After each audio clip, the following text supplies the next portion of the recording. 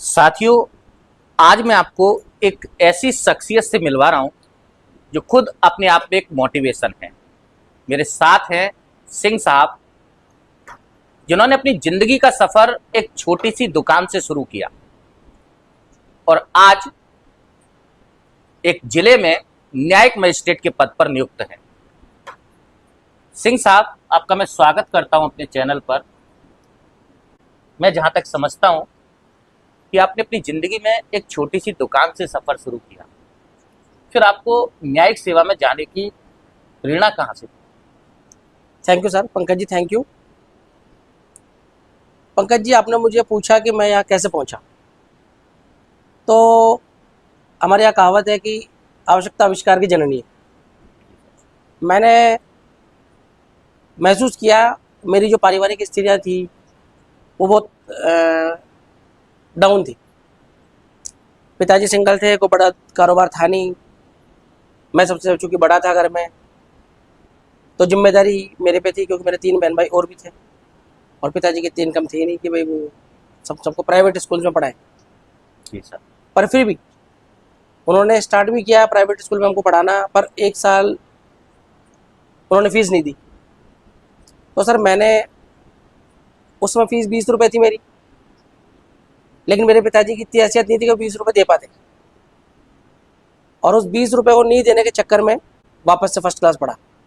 जब मैं स्कूल गया तो पहली क्लास दोबारा पढ़ी सिर्फ इसलिए कि मार्कशीट नहीं थी प्रूव करने के लिए कि मैं फर्स्ट क्लास पढ़ चुका। सर, आप न्यायिक सेवा में हैं और मेरा मानना है कि धरती पर जो जज है वो भगवान का ही रूप है। जी। तो जब आप न्याय करते हैं तो कुछ समस्याएं तो आप भी फेस करते हो, बिल्कुल करते। जिन्हें हम लोग कभी कभी नैतिक द्वंद्व कह देते हैं।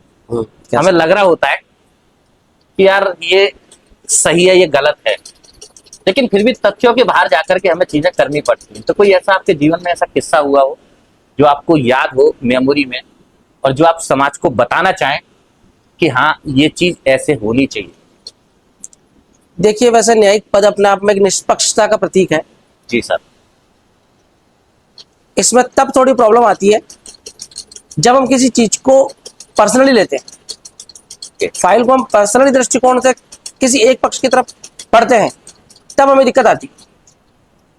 तो हमें जब फाइल पढ़नी हो तो हमें सबसे पहले लॉ के कुछ कंसेप्ट बने हुए हैं, उन कंसेप्ट्स को दिमाग में रखना चाहिए और फिर फाइल के फैक्टर्स को लॉ की कसौटी पर देखना चाहिए कि क्या ये खरे उतर रहे हैं।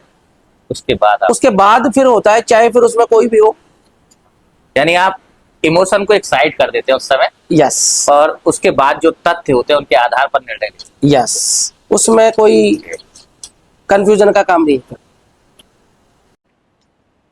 मैं जहां तक समझता हूं कि आपने जो सिविल सेवा की तैयारी या मैं कहूँ न्यायिक सेवा की जो तैयारी है आपकी, वो अपने शादी के बाद शुरू जी। मुझे एक बार एक किस्सा सुनाया था एसडीएम साहब के साथ। हाँ। अब मुझे मेरे दर्शकों को बताना चाहेंगे कि क्या हुआ था एग्जैक्ट आपके हाँ साथ? सर, वो मेरा स्ट्रगल का दौर था जब मैं आरजीएस की तैयारी लगातार कर रहा था और जिस अटेम्प्ट में मैं भी सेलेक्ट हूँ उसके जस्ट 3 दिन पहले की बात है, 3 या 2 दिन पहले की बात है। उस समय सर मैं गया था किसी फंक्शन में। हमारे कॉलोनी में एक एसडीएम साहब थे, उन्होंने मुझे बुलाया था और उनकी बेटे की कोई लव मैरिज की इंगेजमेंट थी। वहाँ और भी उनके साथी के अधिकारी भी थे, कोई मैनेजर थे, कोई क्या थे, सब लगभग नौकरी वाले थे मेरे अलावा। तो उन्होंने मुझे सबसे लास्ट में इंट्रोड्यूस करवाया। शायद उनको अच्छा नहीं लग रहा होगा, मेरी कोई आइडेंटिटी नहीं थी इसलिए।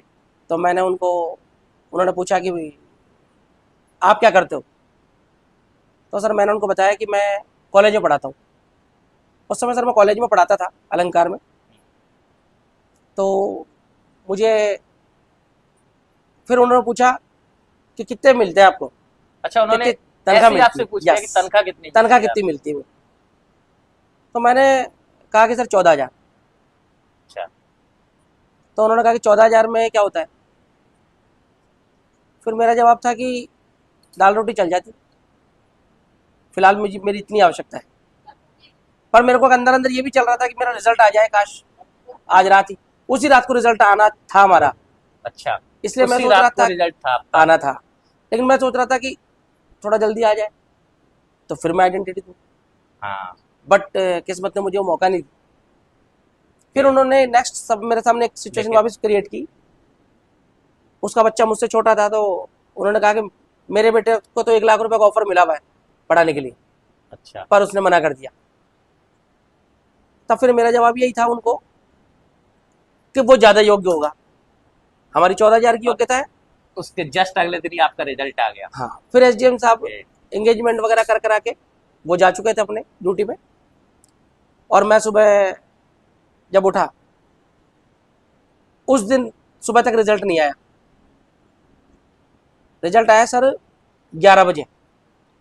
अगले दिन हाँ, अगले दिन सुबह 11 बजे तो के आपने आसपास। एसडीएम साहब को मिठाई खिलाई कि नहीं खिलाई सर? हाँ, इसमें भी ये हुआ कि उस दिन मेरे फ्रेंड्स वगैरह बहुत खुश थे जब मेरा रिजल्ट आया शाम को।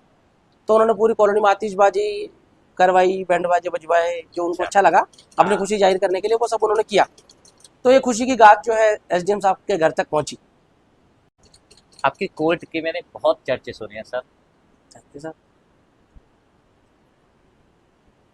आप सिर्फ एक काम मुझे ऐसा बताइए सर, जो आपने अपनी कोर्ट में किया हो, जो करप्शन को कंट्रोल करता हो। क्योंकि मैंने आपकी कोर्ट में सुना है कि लोग कहते हैं कि तुझे मैं कोर्ट में देख लूंगा, क्योंकि लोगों को विश्वास है पुलिस से उठ करके कि कोर्ट बनी है उसके लिए। और आपकी कोर्ट में जब व्यक्ति पहुंचता है तो उन्हें लगता है कि जज मेरा फैसला निष्पक्ष करेगा। तो आपने अपनी कोर्ट में कुछ ऐसा काम किया है सर जो भारत की अन्य कोर्ट के लिए एक उदाहरण बने? सर आपने बात करी है करप्शन, जी सर। लेकिन मैं तो ये कहूँगा कि न्यायपालिका में करप्शन नहीं, मेरे देखते नहीं है। फिर भी यदि कहीं कोई बात है तो हम हमारे स्टाफ को इतना मौका देते ही नहीं कि वो कुछ कर पाए, क्योंकि इधर वकील ने सुनवाई की, इधर हमने हाथों हाथ सुना दिया उसको जो करना है। यानी आप पारदर्शिता गैप है ही नहीं, तुरंत इमिडिएट कोशिश ये करता हूँ सुनिश्चित करते हैं आप। कि वहां तक बात जाए ही नहीं और यहीं तक बात खत्म हो जाए। मतलब मेरे डाइस पे ही अगले को पता चल जाए कि क्या कहेंगे साहब, क्या लिखेंगे, वो चीज मैं हाथों हाथ बता देता हूँ, तो वो गुंजाइश खत्म हो जाती है। आप आज सर लाखों युवाओं के रोल मॉडल हैं। आप युवाओं को कुछ संदेश देना चाहेंगे सर? सर मैंने स्टार्ट किया था कि आवश्यकता आविष्कार की जननी। जी सर। एक विद्यार्थी की भी कोई ना कोई आवश्यकता होती है जो उसको आगे लेके जाती है। बिना आवश्यकता कोई आगे नहीं जाता। सबका एक मोटिव होता है, सबकी एक इच्छा होती है किसी लक्ष्य तक जाने की। उस लक्ष्य तक जाने के लिए